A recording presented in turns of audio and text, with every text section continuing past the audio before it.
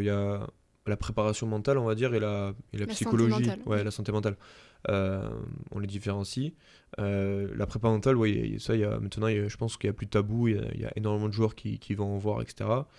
Et de l'autre côté, il y a la santé mentale où ben, on voit encore qu'il y a malheureusement des chutes ou quoi, enfin des problèmes mentaux qui malheureusement sont découverts un peu trop tard. Je pense qu'il y en a de moins en moins, mais il y en a encore trop. Et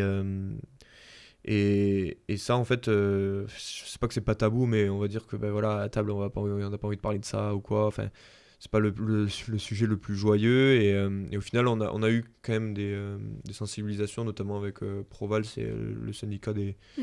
des joueurs. Et on entend des histoires malheureusement ben, affreuses, quoi. euh, où on nous dit que ben voilà, le joueur de rugby, c'est certes quelqu'un qui est ben, fort, puissant, etc. Mais au final, dans la tête, c'est pas non plus le super-héros, c'est un peu ce qu'on entend. Et c'est vrai, moi je pense que c'est quelque chose qu'il faut, même s'il faut le rabâcher, vaut mieux en rabâcher que. Mm, Enfin, vaut mm. mieux prévenir que guérir, on va dire. Et c'est vrai que bah, je pense que le fait de peut-être avoir un psychologue ou quoi, euh, un médecin qui peut parler de ça au club, ça peut être très intéressant.